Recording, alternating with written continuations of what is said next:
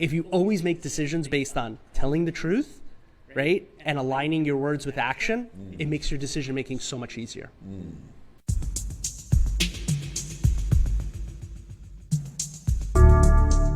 Wait until you see my next guest.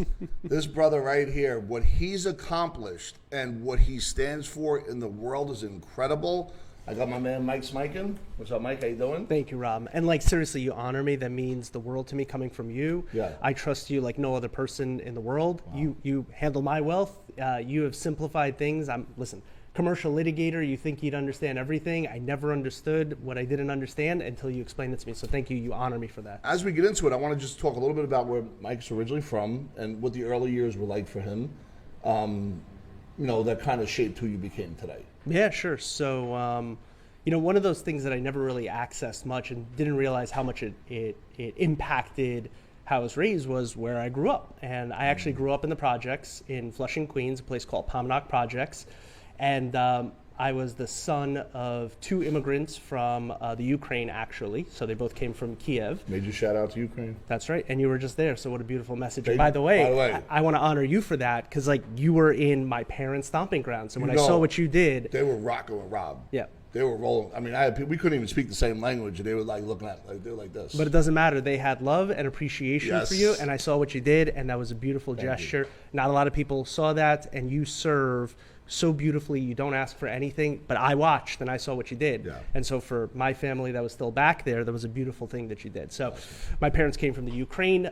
They settled in Flushing, Queens, and I grew up in the projects, and I was there for 13 years. From age 1 to 13 kind of thing, or 5 to 8? What was the age? So I was born in Flushing, Queens, right? I think I was born in Booth Memorial Hospital and was raised inside of the projects. And so from age 1 to 13, I had a particular upbringing. Yeah, and listen, for boys, I don't know, I mean girls, but I know boys, 10, 11, 12, 13, those were very tough years for me. I know in my grammar school, it was a concrete jungle. You had to look everywhere. There was chestnuts getting thrown, fist fights, rocks. That's right. Everybody knew whose dad was an alcoholic or whose sister was a drug addict or who didn't pay their bills, and it was crack fights. And break dancing and the whole thing, right? Tackle football on concrete, everything. Yeah, except we didn't have chestnuts; we had acorns, and you had to know how to jump a fence with one hand, and you also had to look around every corner, right? Every single time. Yeah, that's right. Danger. So, what was that like? 10, 11, 12. 6 to 10. 10 to 13, was there a drastic change or was it just chaos? So absolutely. I mean, you don't think about it when you're being raised in that atmosphere. It just is. That's life. And after 13, I ended up moving out of the projects and the challenges that came. One of the long-lasting memories that I still have is I was confronted by a group of guys with one of my best friends, and they said, listen, either you're both going to get beat up or you're going to fight each other, and the one who wins doesn't get beat up. And so I had a fight with one of my closest friends, and those types of memories stay with you, but when you're there, you don't think about what impact it has on your life ultimately. Yeah, I just brought it back to that's crazy. No, Thank you. And from there, we moved into a fairly affluent neighborhood in Rockland County. My parents did well. What was your parents? They must have been early entrepreneurs, right? The struggle was early? I mean, listen, if you call a taxi driver and a woman who cleaned houses entrepreneurs, then sure. Did they save every dime? They did. Yeah. So, and they were able to make... Did they replace themselves? They did not, but they did make very intelligent investments, right? I wish that they, earlier in life, had someone like you inside of their life, but they did have a guardian angel who came to them and said, hey, I'm doing these investments in real estate. I'd love for you to give me what you got. We'll invest it into real estate.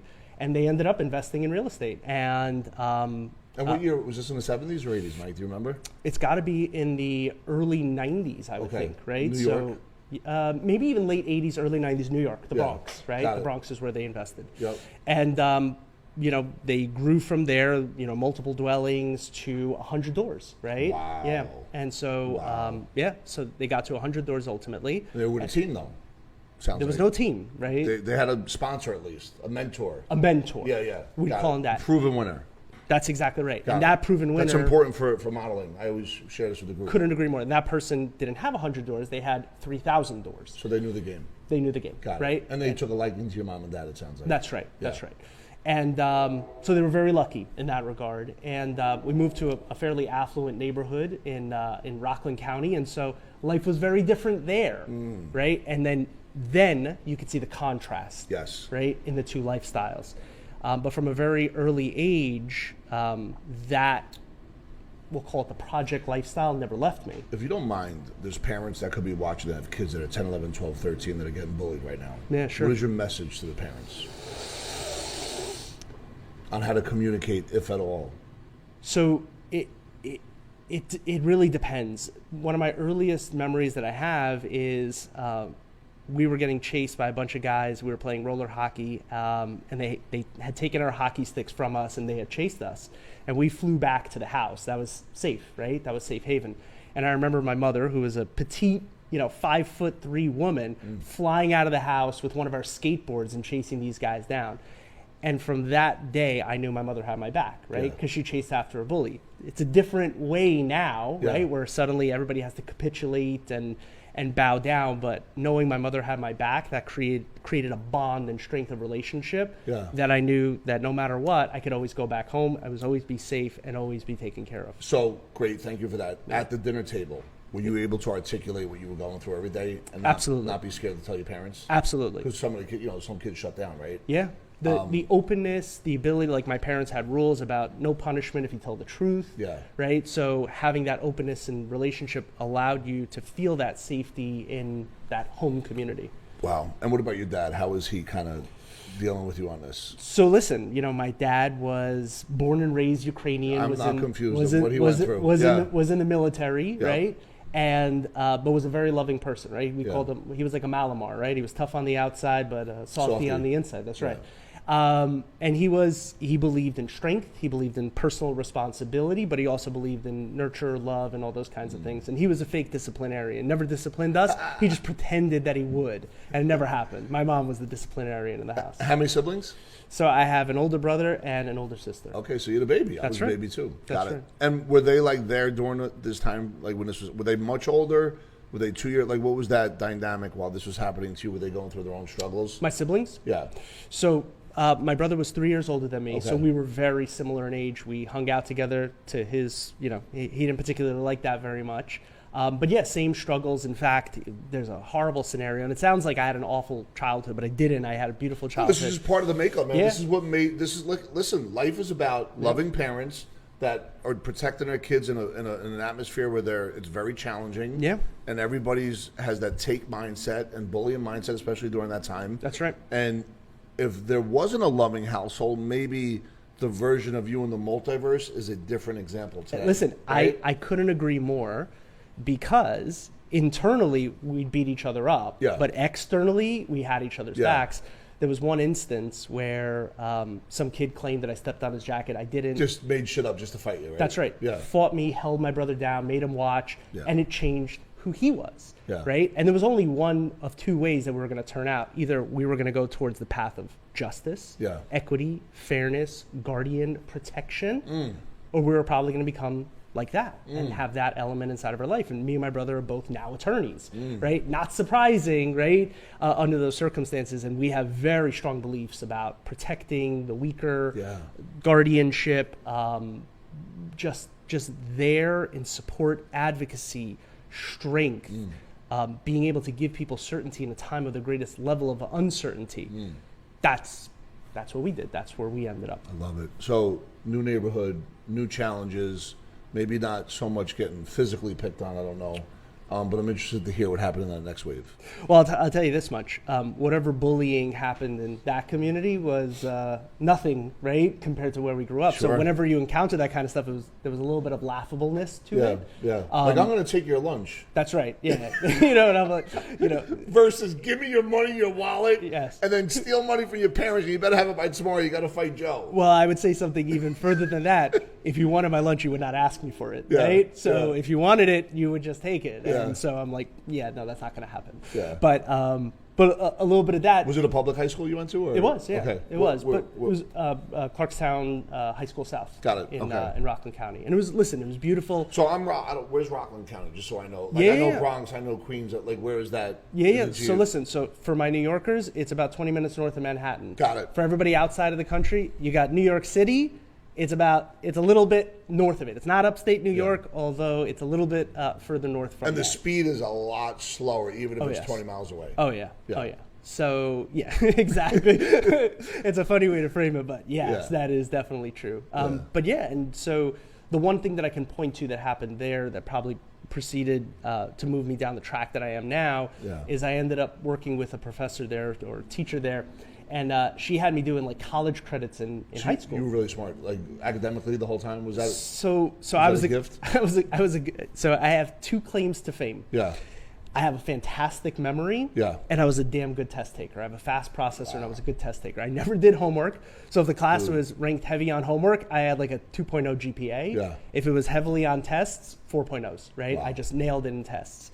Amazing. And I have a. Did you read a lot like growing up though? No. Like, was anything like what would you do hobby wise? I know it sounds like it was natural, but like what was Mike doing like on weekends when he was done with school? So I used to play sports. I played hockey for a while, right? Street hockey into ice? Street hockey, ice hockey, yeah, both of them. Wow. So I used to play hockey. It was just hanging out with friends, doing the thing, doing it. So you were just small town life. You were just you were smart. Like there were certain gifts you had. There were certain gifts. Like listen, me and Mike share the same birthday, and I'm going to tell you right now, I never got a 4.0. I don't remember anything. As a matter of fact, I was in college for 4 years. I got a 1.65. In high school, at a 189. I was like 182. So I am not. If anyone thinks birthdays matter, astrologically, if that's even the right word, Michael. It is. Yeah, we had the same birthday, and we're opposite. But wait. But the same. I did have a 2.7 GPA in high school, so this is not like, oh my God, Michael, the brilliant man. 1150. I got like an 880. Okay. It's all right. That's all right. I mean, but Rob, how many hours did you study for the SAT? Yeah. Okay, yeah. There you go. There was no class. There you go. One question, and we have our answer. C. I would go with C. Just go C every time. But let me ask you a more important question. How important was the SAT to you? None of it was. Yeah. And that's why, right? In my house, my brother goes to Columbia Graduate School. He's 12 years older than me. That's right. My sister's 11. My other sister's 8. I came along, and they were like, I didn't have. You remember, like, if you in Queens, I'm sure you heard "Be home when the street lights go on." That's right. I used to fake it because my friends would go home. Mm-hmm. I would act like I had to go home. I didn't have to go home. Now it wasn't because they loved me. They did, but my dad was a police officer that worked shift work. My mom was just. They were just kind of done. You know what I mean? Like cereal sometimes. It didn't matter. But it was all good, if that makes any sense. I understand it perfectly. No, they didn't check to see if I did my homework. Same. I think I got left back in third grade, but that was because I was sick. I was in hospital, and but there was really no emergency. Like, hey, this kid's in trouble academically. Let's figure something out. Right. And that I brought with me later on in life. Mm-hmm. Not and me and Janice with our kids. Like that's a focus for us. But it's interesting that the gifts that you had there when it came to schoolwork, and it sounds like a teacher had a really good impact on you. So I mean, listen, we were raised where we could choose whatever profession we wanted to be, as long as we were a doctor, a lawyer, or an accountant. That was it, right? But anything we wanted within those three. Yeah. but the reality isn't just going back to this because I think it's so important. I love that. The number, the 880, is meaningless to you because it wasn't backed by purpose. Yes. Right? Yes. So an outcome is just a number unless it has purpose. If there's purpose behind it, suddenly the number becomes meaningful, and the 880 was not meaningful for you. Yeah. Yeah, so it's a good point because when I got sober and I started studying for my Series 7, my Series 24, it meant something. That's right. And these were tests that I was able to pass. That's right. Because it meant something. That's you know right. what I mean? And then to your point, it didn't mean that back in the day. So high school leads to. Well, first of all, the funny story is 2.7 GPA, 1150. That's like. Right? You're not going to Harvard with that. No, certainly not. And they don't know you're like one of the best attorneys in America. They don't even know. Which I appreciate. Thank you. Yeah. We're not even at that part of the story yet. I didn't even know where I wanted to go to college. My guidance counselor actually said that I should go to community college because he didn't think I had the grades to go anywhere. Yeah. So was it good advice, or were you like? No, what you were capable of doing. It was horrendous advice, right? Got it. And no shots at the guidance counselor. I'm sure he was doing his best. No judgments or anything. He was going on averages, right? He was looking at. So my brother-in-law graduates from college. Your brother-in-law? Yeah. So my sister's husband. Was she married at that point? So Oh, she was dating, and it was like very serious. Okay. He graduates from college, and I go, "Where'd you go?" And he goes, "I went to CUNY, Baruch." Right? Yeah. I go, "Great." I'm like, "What'd you study?" And he's like, "Finance." I'm like, "Great." And he's like, "Do you know where you're going?" I was like, "Baruch." And he's like, "What are you going to study?" "Finance." Was he a model for you though? Did you like him? I not only did I like him, I do like him. Yeah. But it wasn't That's what I so meant. much a model as much it was I didn't know what the heck I wanted to do. So he was a good guidance for you though. That's right. Yeah. So this is a good egg. He Yeah. landed in a good place. I'm going to follow in his suit until I figure out what I'm going to do. Yeah, that's awesome. So I did. I applied to one school, CUNY Baruch. Thank you guys. They accepted me. CUNY. That's right. And I studied finance and investment there. Romance without a finance, you know what that means. That's why I think we get along so well, because the economist mind. Yes, although you didn't learn a thing about finance though, right? I learned enough. The educational system is dead. I learned enough about finance and economics to know that I did not want to be a person in finance or an economist. I know that those classes are like just deadly. Yeah. You know, they really are. And for the folks that know how to really work through that, I'm super impressed with any academic that could really kind of like dig into that, understand that, and apply that in the way they teach. You mean it. you don't like the sharp formulas and any of that stuff? None of like that for I you? know the shortcut on it, but like the way they teach it, and anyone that can really retain it, I'm super impressed with. Yeah. And I mean, that's not street finance, though. That's like not really that relevant anymore. That's like if you're preparing your own algorithms. Well, to they figure print stuff money out. now, so it doesn't matter anyhow. You know, like it doesn't even. And you got technicians that are He's telling like- you when you should buy what, right? Yeah, and they know the trade like a half a second before everybody else. That's right. That's right. Which is kind of crazy. So you go to college. Now, are you like, no finance, law? I'm going to go back to standing up for people. No, and listen, this is why whether you believe in some level of spirituality, divinity, universal energy, whatever you want to call it, I didn't even know I was going to go to law school. Even as a senior in college? As a junior in college, Got it. I took an elective course called the Law of Business Organization. And there was a professor there, and shame on me, I can't find the guy. I have tried everything. I've called the administration. He taught this class. They can't tell me who this guy's name is. I cannot find him. Maybe he didn't exist. Well, we're going to get to it. So I got a little bit of chills from that. I'm going to chill, like maybe this is like, you know. There's a little bit of paranormalness. Maybe there was nobody else inside the class. No, it was just you. But I took the course. Actually, it was the future you maybe it was. that was talking to you every day in the. I know. Then I've changed a lot because this person did not look like I look today. Yeah, but that's okay. I know. Listen, But if you see him through the lizard eyes, the That's right. multi-dimension eyes, That's it's right. probably. That's right. Or maybe he came from another universe, and No doubt about the it. me from a different universe That's my looks point. different. Yeah. So anyway, so we take the course. I rock it. First one done with And the you final. loved it, though. Loved it. You loved loved it. it, like really it was- enjoyed it, but still never thought anything about the law. I finished the final.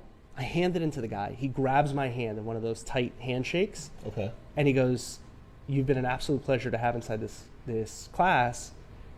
Would you consider going to law school? You'd be a credit to the bar." And this was like a 6-month course? 6-month course. So you developed good rapport with him? 100%. Yeah. Never thought about it before. Yeah. Like law school, still not sure what I'm going to do. Studied finance and investments. Didn't really want to do that. Yeah. So I'm like, let me take a look at what it takes to go to law school. Yeah. Got to take a test, go there, another 3 years, got another 3 years to figure my life out, Got right? it. Sounds good. Took the LSAT, bombed it, right? The practice one, bombed it. And I go, holy crap, I don't know how to study. Okay. That's the first time you That's the learned that first you time I didn't realized have I a didn't. system. Got That's it. right. So It's about systems and processes. that's right. Yeah. That's right. And because of my memory Yeah. and because I was a good test taker, I was able to fake it till I make it. Yeah, And to then that point. And then I took that law school exam, and I was like, oh boy, Yeah. I need to figure this out, because I just did horribly. So this was your first organic step into a formula. That's right. That's right. Please tell me. So I'd love to know the adjustment. I then I asked everybody. I go, "What's your system? What's your process? What's your system? Really? What's your See, I process? never What's your did that system? What's your at that process?" age. Listen. That's amazing. I knew if this was something I was going to do, I know that I needed to find the model to make this work. Because Sean kind of said that too, right? Like, didn't he kind of do something like that Listen, in law school? at this point in time, I didn't know Sean. Had I known Sean, Yeah. who knows what the other multiverse Mike would have looked like? forget about it. Because I'll tell you, Brother what- would have been like Jordan. probably LeBron. right? Because just working with him for 13 years changed the trajectory of my life already. Yeah. I don't even know what would have happened if I had him as a mentor that early. But he had mentioned in college he did the same thing though in law school. I maybe I'm making it up in my head, but I thought he had said that he studied what people did No, successfully. you're dead on. And he modeled it plus. Same thing. Yeah, So you did the same thing though. and he figured it out a little bit later, but much faster than I did. Which is what he does. Right. Yeah. And listen, I didn't have the tools to explain what was happening, the time blocking, the modeling, the innovations, the measuring and monitoring, but you were doing them, right? So I would take a practice exam. I would take a look at how well I did. Where did I do well? Where did I miss it? Measuring and monitoring, right? I was time blocking every day. I was going to study 3 hours a day to really do well in the test. I was committed. You burned the boats. I had purpose. Yes. So the outcome mattered. It was a number. The number doesn't matter unless you have purpose. If you have purpose, the outcome matters. That's right. You monitor and measure. Michael Spankin. Go ahead. Thank you, sir. So we should quote Sean Callaghy for that, right? Well, yeah, he's the godfather, no doubt. But in this interview, Agreed. So studied like an animal, and I did well enough that I got accepted at a couple of schools. Okay. Ultimately, Seton Hall won me over by offering me a scholarship. Did they really? Yeah, they did. Was that normally? Do they normally give scholarships? They did to a You must have number. did something pretty cool though. So listen, talk about salesmanship, right? Was it like I had put my seat deposit down at another school. A week before classes started at Seton Hall, a week before classes started at the school that I was gonna go to, I got a call from someone at Seton Hall. No scarcity, no chase mentality, no nothing. Hey, just wanted to reach out to you. We want to offer you admission to Seton Hall. And I go, where were you guys 2 months ago before I put my 2 seat deposits down at the school that I'm going to go to? Yeah. And the guy goes, well, we're here now. I was like, you're right, but sorry, a little too late. And he goes, well, let me ask you a question. Where are you going? And I told him the name of the school. I don't want to be insulting to the school, but it wasn't as good as Seton Hall. And his immediate reaction was, why do you want to go there? So I was like, well, first of all, they accepted me outright. They called me immediately, and I put my deposits down. He goes, well, what else have they given you? I go, they've offered me a scholarship. Oh, they did though? Yeah. He goes, how much? I told him the number, and he goes, we'll match it. And he's like, now you're all out of excuses, aren't you? Right? Agreement formation. Broke it down, questioned, leaned into the objection. He could have hung up the phone. And listen, my life would be different. My life would be different had that guy hung up the phone and say, hey, you're going somewhere else. All good. I'll call the next guy on the list. But divine intervention, universal energy, spirituality, whatever he fought me on it. And I ended up going to Seton Hall. Yeah. And was that 3 years? I was there for 3 years. Ended up working at a firm after that. All right, so you're there 3 years. You do like an intern along the way, right? Now, are you dating anyone at this point yet? Are you? So it wasn't then, but in third year we kind of dabbled, right? I wasn't a master in dating. I dabbled inside of it. Got it. Okay, understood. So, but are you doing interns? Like, were you working at law firms in the summer, or? So I did a stint in the DA's office. I did one at a law firm. I worked for 2 judges. What was that like? That time while you're in school, trying to figure out what you want to do next within the law. Listen, I got to be honest with you. My first job was for an insurance defense firm, and they got to woo people because insurance defense is. Pardon to my insurance defense folk out there, it's not the cushiest or funnest job in the whole wide world, but they had to woo me. So every afternoon, if there was a baseball game going, we'd get giant subs and go watch the Yankees play, right? And that was their thing. So work the day. In the evening, we're going to go to baseball games, and it was fun. But and you were living where? Rockland County, or were you at Seton Hall? Where'd you live? I was in Rockland at that time. Okay, got it. Yeah. Got it. So. But yeah, that was fun. Then I did something at the previously I did something at the DA's office, and I realized that criminal law was not for me. Now, non-judgment, what about it wasn't for you? Just, so you were bullied. Yeah. I'm not saying all bullies are criminals. I'm not going to say that. Yeah. Is that part of like protecting someone that may have been? So I'm honoring the law right now, so I don't know where I'm allowed to go with this. So criminal law and the criminal justice system is it's a really challenging place. Got it. Because some people are sociopathic. Some people are psychopathic. Yep. But many people who commit crimes are products of poor conditioning, right? They condition bad behaviors.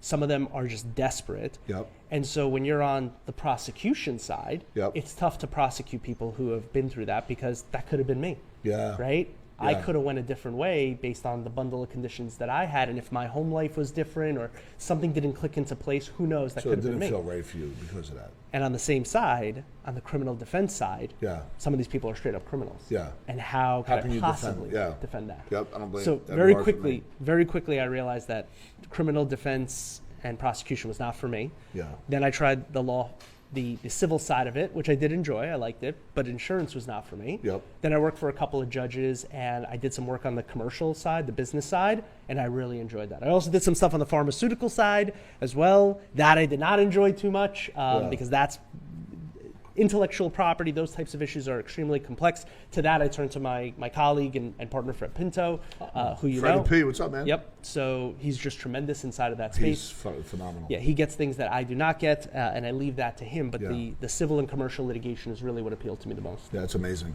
Amazing. So You're good at this, Rob. I don't know if you know this. Like, I'm not used to sharing this many details about my life. appreciate it. I'm usually the one asking the questions. I got to be honest. We're going to honor you today, though.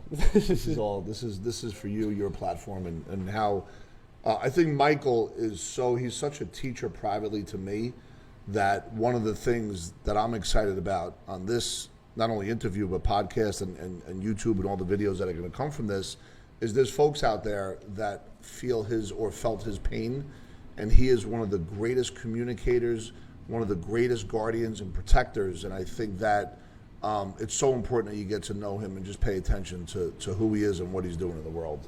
Thank you, Rob. Thank you, brother. So, you know, as I understand it, when people go to law school, they get recruited by a law firm. Is that a typical thing that happens? Did that happen with you? It's pretty typical. It didn't happen to me. Okay, so tell me, like, you graduated, you got to get a job, right? I know. Listen, all the pomp and circumstances. We graduated. I'm a lawyer now. Like, here we go. Like, we're going to have a ton of jobs, right? And that's really not what happened. Was the job market dead at that point? Is it just, once again, like in any system, it's flawed based on like what we think we went to school for versus what the reality is? I think it's more the latter than the former. I think at this point in time, the market had begun to pick up again for lawyers. Got it. Right, more businesses, more things going on. But it's just it wasn't the reality that I believed it would be. Got it. So it was challenging, right? Finding the right position. I found a job in Times Square. They loved me. I did not love them back very much since there was a whole debacle where they wanted me to work from home, but really I wasn't on the books, and it was just this whole. So I ended up leaving the beautiful, cushy Times Square job and taking a position with a law firm in New Jersey. And that's why I say my life would have been different, because had I not gone to Seton Hall, I would never have even considered working in New Jersey. Right? I was a New Yorker. I grew up in Flushing, Queens, lived in Rockland County, New York City, went to school in the city, Lexington and 24th, right? Yeah. New Jersey? Yeah. Come on. What are you doing? That place? Isn't that where people just go to the beach and party and drink all day? Yeah, and surf. And that is not New Jersey at all, by the way. And surf. Yes, and New Jersey has some beautiful beaches, I will say. Yes, Long Beach Island. That's right. So how long were you there? At the Jersey-based firm. And did Seton Hall help you get in? Like, was that part of? No. Or did you know someone that knew somebody, or you just interviewed? No, just interviewed for the job, and I ended up working with a beautiful mentor. His name was Doug Croft. He's now a judge. Doug Croft. I never heard. That's the first time I've heard your name. Not saying Mike's never mentioned it, but I want to give you a major shout out. I love Mike, and if you had an impact on him, thank you. Yeah, Doug had a tremendous impact because he Even though you're a judge, can I call you Dougie Fresh? Yes, I'm sure he would love that. But he was just a tremendous guy. He ended up getting together with a person whose husband unfortunately passed away during 9/11, and became almost like a surrogate father to the two kids. Just a good man, like heart, and just a wonderful person to end up as a mentor. And he really took me under his wing, taught me a lot. But how did slowed that me happen? down. Hold on. So great mentor, right? Yeah. He liked something about Mike. Yeah, You know, like, I guess I was a bundle of just raw energy. I was fast, right? The fast processor, the good memory makes for a good civil litigator. Yeah. He had to slow me down, actually. He was Got one it. of the first people to say, like, you got to slow down, because I was producing work at such a fast clip, so much of it, but I was making mistakes, right? There were errors that were happening. I wasn't thinking through things, right? And he's like, you got to slow down. He's like, even if you worked 30% slower than you are right now, you'd still be one of the fastest people I've ever met, but the quality of your work would go up better. 200%. Yeah. And he was 100% right. Yeah, and then 100% right. so you had to trust that to see it, and then when you saw it, you knew, right? That's right. And you had to trust it though. Because I only knew one way of doing it. Fast processor, use your memory and go. Yeah. And now is slow, deliberate, thoughtful, Yeah. and It did. The results that I was able to produce just by that was tremendous, and I owe that to him. That was huge mentorship from him. So in my business, we had like call centers and everyone had license, but it was very competitive. When you're coming up in a law firm, like, is it really competitive with young lawyers? Like, did you have that? Is that part of like why you had the speed and competition? And So listen, funny enough, the firm that I was with, they made a decision. They had only enough work for one associate. Okay. And there was an opportunity for them to snatch up another associate. And they're like, we have one associate already. One of our partners loves him. The other ones don't know me from Adam. Yeah. But then there's this other guy who's coming along, and his dad has access to all this business and that kind of stuff. And so they voted me out. Wow. So it was 3 partners, 2-1, and they voted to bring on this other associate. Game of politics, folks. So remember, at the end of the day, these things exist. They're short-lived. If you have a short memory, you can understand that the game is a lot longer than you think. And if you find yourself in that position, and I'll talk a little bit more about with my son, it's important to create a system around it and never use that as an excuse. Go ahead. Yeah. So they voted me out. The guy, Doug, had to do the actual terminating. What a nice gift for him, right? He voted to keep me. The other 2 voted me out. And in the termination session, I'll never forget this, he was the one who was crying. Wow. And I was like, Doug, it's okay. And I'm calming him down. I'm like, it's all right. These things happen. He's upset. He's crying. He's frustrated. And he goes, this is horrible. I wish this didn't happen. He ended up leaving the firm shortly thereafter. Yeah. He never specifically told me the reasons, but it was within a couple of months after that. He's out of the firm. Yeah. But he made a telephone call to a guy by the name of Sean Callaghy. And I remember this, right? And this is important. Wait, Dougie Fresh and Sean have a connection? They do. So yeah. Boy, I can't wait to meet Dougie Fresh now. So Doug. I got some stories for you, Dougie. So Doug was an associate with this guy by the name of Sean Callaghy, right? Are they the same age? They are. Is Doug my age or is he a little older? Doug is probably your age, I would say. Oh, Doug. Yeah, and Doug's a good guy. So I'm Rob from Bayonne, brother. So I Doug's can't wait to get down with you. And he's a good dude. He's still around the area. We got to make this connection happen. Yeah. So Doug goes, I'm going to call this guy. His name is Sean Callaghy. And the other 2 partners in the firm that I worked with, they never spoke highly of Sean. So I had heard the name before. What year are we talking, Mike? Just so I understand, so I can lay this out in my head. 2009. So he's already had massive success. Yes. Got it. Okay. So, and at that point in time. And his success has created fans and unfans, I'm assuming. Yes. Got it. So understood. So these folks are in the same industry as him. Got it. And they refer to him almost like in this quasi-mythological figure, like he runs this puppy mill. It's the only way he could have been successful the way that he does. And other people used to say some crazy things about him, like his level of success is impossible for anybody to have achieved without having done it the wrong way, right? So I go, isn't that the guy that you've always taught? And they're like, don't listen. But Doug wouldn't say it. Never. Just those guys. Never. Got it. So I'd be like, isn't that the guy that you always talked about, like with a little bit of that edge, right? Or the other guys. And he's like, don't listen to them. He goes, Sean's a good guy. Yeah. And I'm like, listen, I'm out of a job. First of all, they asked me to stay for like another month. So they terminated me. And then they go, we still got a bunch of work before this guy can start. Could you hang out for another week? And I'm like, sure, I don't got anything else going on, right? So maybe I should have said I know this part. Yeah. Yeah. So, I remember this. So then, yeah. So then I stay on for another week. And then the next week they asked me to stay on again. Yeah. And then they now, asked me to stay on Did you meet Sean yet at this point or no? Did you? So, you had a couple interviews, as I recall, at like a 7-Eleven. No. Or something. So listen, I think I reached out to him, and Sean operates at his own speed. Yes. Right. He's like no 9 to 5 or like listen, day of the week or even month, even year. The truth of it is, Rob, is he's neither late nor early. He that arrives always on time. He arrives precisely when he means that to. brother's always on time. That's right. Even if it's an hour after. It could be a week later. He's on time. So, but listen, he was on time. So another week, another week, so another he was week. about 3 weeks late. But go ahead. But Sean, I love you. But it's true. But this clip. Yes. Is gonna live on in infamy. Yes. So anyway, so stay on for another week, another week, another week, another week. The 4th week comes around. I'm staying for another week. I come in, they're like, no. We're good. So these are really nice folks. I'd like to invite them to my house. I know they are. They're good people.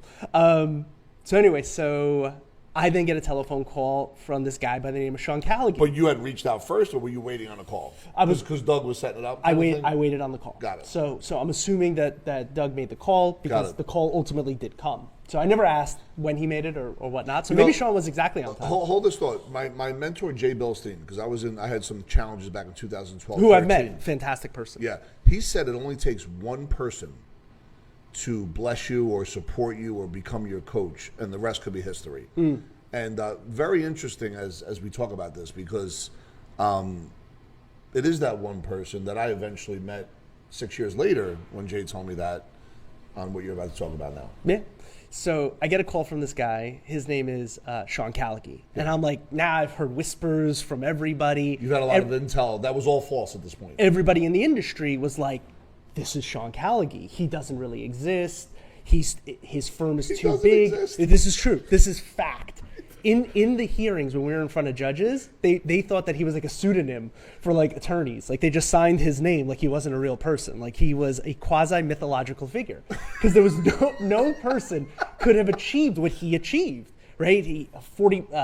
This point, I think he had 40 people working for him. He was like 29 years old when he started all this stuff. He already bought and sold the firm and then redid it again. Bought and sold it, sole owner. Like this is not the way law firms operate, right? Yeah. Like partners coaching program in the middle. Right, everything. Talked on stages, mentorship to corporate. Like this is not a real person, right? Yeah. So I get a telephone call from him, and I'm like, oh my God, this is him, the quasi-mythological figure. Did it say Sean Callaghan at that point? Was the phones like that? Do you remember, or you just saw the number? No, the truth of it was just the telephone number. But again, that's when it rings, it like lights up specially and stuff like that, and I go running for that phone because that means, listen, action. Go save somebody. That's right, action, right? Yeah. So we're on, right? Yeah. So when Bruce Wayne's other phone rings, no problem. That red phone lights up. You gotta go. It's time to go. You gotta go. So my phone lights up, bat phone. I can prove that to you. I'll show you if he calls us during this interview. It will light up. It will light up. He's watching us right now. It will light up. Cameras all over the place. So he calls you. So I get a telephone call from this guy, and right away I know he's absolutely insane. He's got to be. There's nobody that talks like this. And he's talking to me about what it is he's looking for in a human being. Got it. And as he's talking, I'm getting more and more and more uncomfortable because the person he's talking about is someone who's been in the law for 10 years, not me. I haven't even been in the law for a year at this point. And he's talking about a person who's going to manage his workers' comp division, a person who's going to be a lead trial attorney for him.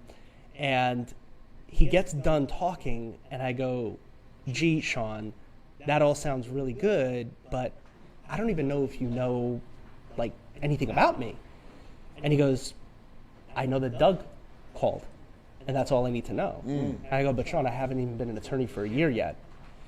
And he said something that to this day rings true. It doesn't matter how much experience you have. It doesn't matter what you've done or where you've been. It's who you are that matters. I'm not looking for the right level of experience, the right level of education, the right level of anything. I don't care about any of that. I'm looking for the right person. Are you the right person? And I said, heck yes, I am. I didn't use those words, but I said, heck yes, I am. He goes, great, we need to meet. And that was it. That was the end of the conversation. So this was like 10 minutes? It was a 10 or 15 minute long conversation. And that led to a one-on-one meeting? It led to a one-on-one meeting. You want to tell everybody where it was? Listen, I'm happy. We're going. This is candid, right? So we're doing it at Sean's office. But he's like one of the best attorneys in New Jersey. Can we say that in what he does? So like he's a legend, and that's whether people are mad or not. He's known and he's produced a massive success. So listen, so there's the way the practice of law is situated is there's different industries, different sub niches, right? There's niches and then sub niches. In one particular sub niche, right, in the space of representing medical providers against insurance companies, doctors, listen up. He is by far the number one. It ain't even close. I think you could combine his next three competitors at this point in time, and they don't even sniff at the amount of market share that he's acquired. This still exists to this day? My understanding is 20, to this 20, day. Yeah. To this day, right? There's nobody even close as far as I understand it. So I could be wrong about that because I haven't looked at the stats, but my understanding is it's still the same. Relevant. Which is why he's developed this quasi-mythological, like he just doesn't exist. You can't do what he did. But here I am going to his office to like see like the nerve center, base camp, like of this thing that like everybody's talking about. And he's already got I think he had the only published appellate division decision at this point. All right, explain. Like, Yeah. 3 years old, what the hell that means. So every court in the land, including in each state and the United States itself, has essentially 3 levels. You have your trial court level, which is where all the action really happens. You have your next level, which is referred to as like your appellate division, which is where the very, very scholarly judges look at what happened at the trial court level and make sure that everything was called correctly. You can see this on Law and Order. You could see it on Law and Got Order, it. right? Yes. It's a little bit more complicated than that. And every court has a different name. So New York, it's called the Supreme Court. In New Jersey, it's called the Superior Court. And different states have different names. That's the trial court level. And then you have your appellate level. And then you have your highest court in the land. In New York, it's called the Court of Appeals. In New Jersey, it's called the Supreme Court. In the United States, it's called the United States Supreme Court. So Sean had that intermediate level appellate division decision in all of New Jersey, as I understood it, that was beneficial to medical providers. And so like that. Because the game was rigged against the medical providers, correct? Is that fair? Am I accurate or am I just missing? So no, it's definitely, so you are accurate to the point where New Jersey has some of the most strictest laws in the state, to the point of where they're subject to challenge, that are beneficial towards the insurance companies and against the medical providers. So if anybody who knows Sean knows him, like this is a dude that always chooses the underdog. This is the dude who never chooses the easy path. Nope. He's like, here's the victims, and I'm going to go to bat for them at major personal cost, right? At major personal risk. And he went to bat, went to the appellate division, and had the only published opinion, which sent reverberations through the industry, right? Which is, again, contributing to the quasi-mythological nature of who he is at this point in time. So, Mike, when you talk about him going to the appellate division from hello to yes, meaning that he won, what was that time? Was that like a year? Is that 3? Like, what is that? What kind of time frame is that in the middle of like running your business? So I can only talk about what my experience has been. I can't talk about what it was for that particular case, but it's usually probably 4, 5, 6 years. It doesn't happen overnight is the point. It does not. And there's bursts of time where it's all encompassing. Like everything in your life stops. Family, personal, social, all of it stops because everything goes into that. And to play with that, what I've noticed, Sean's people that don't know what I know, and I know like maybe 10% of what Michael knows, but here's what I'm not confused about. His long game. First of all, his game is incredible. Just his life's game. But his long game, his ability to outlast anybody is something I've never in my life have ever seen. Meaning, he's building up another company right now, and it's going through what it goes through, and companies go through what they go through. Sure. But his long game, like, you just know it's going to do something special just because of what he does.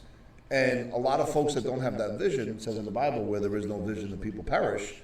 It happens in when you get around a super talent, a superhero like Sean, people will come and go because they just don't have that long vision. That's right. And he has that long vision, and it's pretty incredible, actually. And I'm hearing you articulated, and you are without a doubt his greatest mouthpiece. Please continue to do that, and these videos will be, sent all over the place. But continue. So now you're like good to go. You go to the nerve center. You're in the office. Boom. That's right. So like on the one hand, I've worked with Sean now for 13 years, and to that point, he's like a nuclear reactor. Like just pull out the control rods, and he will go thermonuclear. Off with the head. That's right. Keep the control rods in, and it's just unlimited energy for as long as it. And it just never ends.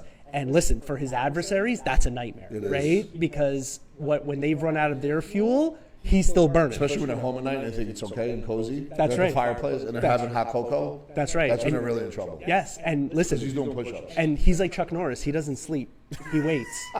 He waits. He really doesn't sleep, though. He doesn't. No, he wakes up in the morning, and usually like 2, 3 o'clock in the morning, he like wakes up suddenly, fully rested like a vampire, right? And begins like this executive creative decision time. We're just. Is that when you start getting the phone calls? That's when you start getting the phone calls. The voice memos at 3 a.m.? That's right. The voice memos, and back then it was the text messages, right, at like 3 a.m. in the morning, because this is his time where his spring is like the load is off the spring. Yeah, and he's going to download it and get it out. Bingo. And so the creativity comes out at that time. Yep. And Sean has mastered the art of like sleep leverage, where like, you know, most of us will be like, well, I go to bed at 9:30, 10 o'clock, 11 o'clock, 12 o'clock. Sean's like, yeah, I got to go to bed at 5 p.m. so that I can wake up at 2 a.m., be fully rested, like beyond rested. Yeah. And he begins work at an ungodly hour in order to get the maximum value of his time. So he'll leverage his sleep in that way. But And at that point, he was able to, because, you know, obviously he's legally blind now, but back then he was probably able to text in a way that probably was even more sharp than it would be now, although he does voice memos. so I will say Like this. the texting must have been... The vision was always an issue. It's just he was so good at his because he was going to be a professional athlete. His agility was so high, you never really could tell when he was moving around. But there were things that would have set off red flags that now I know to look for that I would not have noticed before. But the vision was always an issue, to the point where he would use like a BlackBerry. I remember that. And because he needed the feeling of the keyboard under his fingers, and he was a prolific typer. Yep. Like, yeah, like it was just unbelievable at how fast he could type, but he couldn't see what he was writing. Yeah. So, and he would have to use his peripheral vision to look at it, and I never really paid attention. I just thought he was an odd duck. Yeah, right? so my one like this, because Sean can only see this way in like the size of a pin, not straight on. That's right. So that's why. Yeah. So like he'll drop a pen and he'll start like It'll it'll be look like you, but it's over here. yeah, and he'll start looking for it, and it's like right underneath of his hand, and he's like, "Where's the pen?" Yeah. And you're like, "It's right there." You never really paid attention. In or around like 2012 or 2013, it became noticeable. It became noticeable even to the outside. Like by 2010, 11, I began to see it. Yeah. By 2012, I think outside people would notice it. Yeah. By 2013, it was like it came to the point where someone would extend their hand to shake his hand, and he would walk right away from them, and people would think he was rude, but he didn't see their hand, right? That's what happened to me, by the way. Yeah. So I met him at Rooney's Crab House, and he actually told me that I remember he even said that he couldn't see, but I thought like, he didn't say blind, but it was like, you know, his problem was vision. This was, Yeah. so I thought like for the first 9 months, I didn't know he was blind. Yeah. Even when I got attacked in Florida when I was next to you at 2 o'clock in the morning. Yeah. I remember. He's not going to say attack though. He's going to say, "What do you mean attack? I didn't attack No, you. it was I a care front. confronted you with It was a love." care- it was a care Yes, front. yes. It was a care at front. 3 a.m. But the reality is, I think I was one of the first people to say, like, Sean, like, you have to start telling the world you're blind. He was very against it. He didn't want, because I know he didn't want it to be. Because I think he saw how people abuse Yes. disability to Yeah. get advantages, and he used to do Social Security disability work, and he used to appear in front of a judge who was completely 100% blind, and so people would come in to their disability hearing and be like, "Judge, you know, my back hurts, I can't work anymore, I want permanent disability," and this judge was completely blind, still working. So and Sean. Well, I think he modeled him and saw like how integrous that man was in working, although he was fully blind as a judge. And I wouldn't go so far as to say he hid his blindness, but he wouldn't talk about it. And then it caused a problem in 2014, and then he started being more open in the world. And I told him what that problem was. We actually had an adversary that took a case all the way to trial because he was so ego-filled that Sean wouldn't shake his hand in like 2011 or 12 that he was just like, "Screw this guy, I'm going to take this case to trial." The guy got annihilated. And I was like, "Well, why did you do it? Like, we offered you all these settlement opportunities, you zero." He's like, "You know what?" He goes, "I put my hand out to shake Sean's hand, and we were going to have a conversation like gentlemen." And that dude, like, walked right away from me. And I remember turning to this attorney and going, like, "Sean's, like, blind, like, completely blind. He didn't see your hand. Yeah. He wasn't a jerk. Like, that's not who Sean is at all." Yeah. If you've met Sean, you know he is as compassionate as the day is long, heart-centered, generous to a fault, right? Generous to a fault. Compassionate without judgment, like just purely empathetic. Like, he wouldn't do that. Like, there's no reason for him to do that unless you had violated so many different integrity principles. He just wouldn't shake your hand. But he had walked away from this guy and caused them to have to go to trial, which was a great result for us. But ultimately, that's not. You want to get a result as quickly as possible. You don't want to have to take a case all the way to trial if you don't want to. But I'm like, "Sean, you got to start telling the world you're blind." And I think in 2014, 15 is when he started like being more open about his blindness.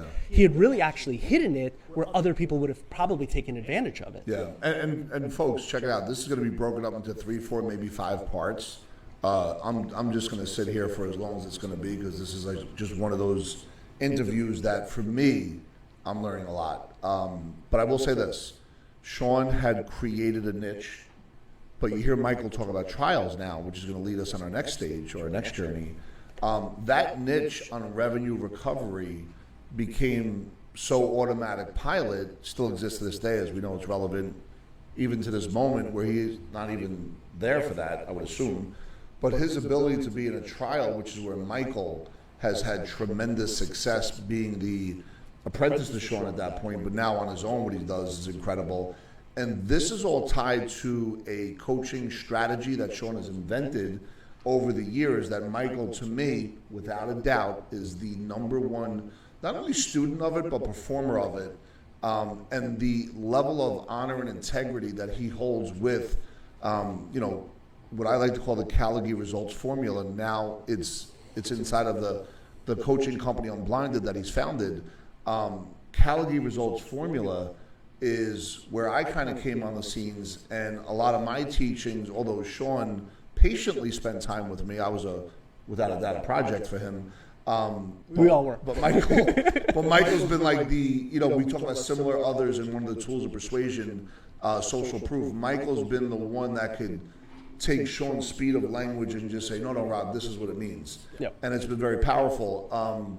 So if you could share about, there was some really big kick-ass verdicts in 14 and 16, top 100, that were, one of them, as I know, is one of the most incredible victories known to mankind in this space. Massive underdog, checked all the marks that meant something to you from a bullying perspective and everything else. Yeah, sure. But also you were going through a tumultuous time, as was Sean. And this was like a 5-year case from what I understand, from beginning to end. 6 years. Think about that, 6 years. 6 years. This isn't like, hey, I'm going to call you today, we're going to buy a mutual fund. Someone's at the door, Ed.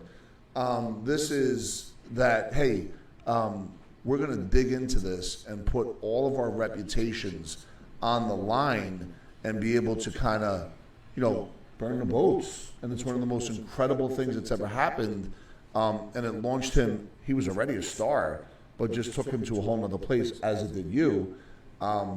If we can get into that, but I do want to talk about Sam, though. When did Sam come on the scene? Because we're in 2014 right now. Yeah. So we need to we know behind every great man is a great woman. So listen, right? I just did a video about that. We're gonna shore up the timelines, because if you recall, I told you I got let go from firm number one, yep. Right? Were you with Sam at that point? So that's the story. That's the fun part. So in June of 2009 is when I met my now wife, yep. Right? I met her in June of 2009, and I was with firm number one. And then in or around the middle of June, just when we started dating, I got let go from my position, right? They decided to make that decision. And I remember having a call and be like, I literally just got fired today from my job. I got let go from my position. Was you scared to tell it? Did you I feel off? I wasn't scared, but I definitely addressed it. Yeah. I was just like, listen, I hope you know I ain't that guy, right? Like, I don't get fired from positions. But you were straight up, though. I was straight up. I'm like, listen, you got to hang around because that's not who I am. And she did, right, to her credit. So you're right. Yeah. Like, behind every great man and behind every great woman is a powerful spouse, right? Or a powerful significant other. Like she gave you what you needed. She did. Listen, we got to get her here and get her. And you could ask her the same questions. Maybe her confidence was shaken. I don't know, but I don't think so. She'll tell us. That's for sure. She'll tell us exactly what she was thinking at the time. So listen, I will say this: she picked me up. So I'm assuming that she knew the investment she was making. I got to tell you, when I think of Sam, I think of the Christmas party. I sat at the table with you and Sam the first time. I've never. She has been. And I mean this, like the most consistent person and conversation to me ever in that space, in that world I stepped. You know what I mean? Like from day one, she was just very friendly with me. You know what I mean? Like there was maybe it's because of her dad and me, and we share that, the gift of living two lives. You know what I'm saying? But I think that could have been it. but she's always been like straight with me.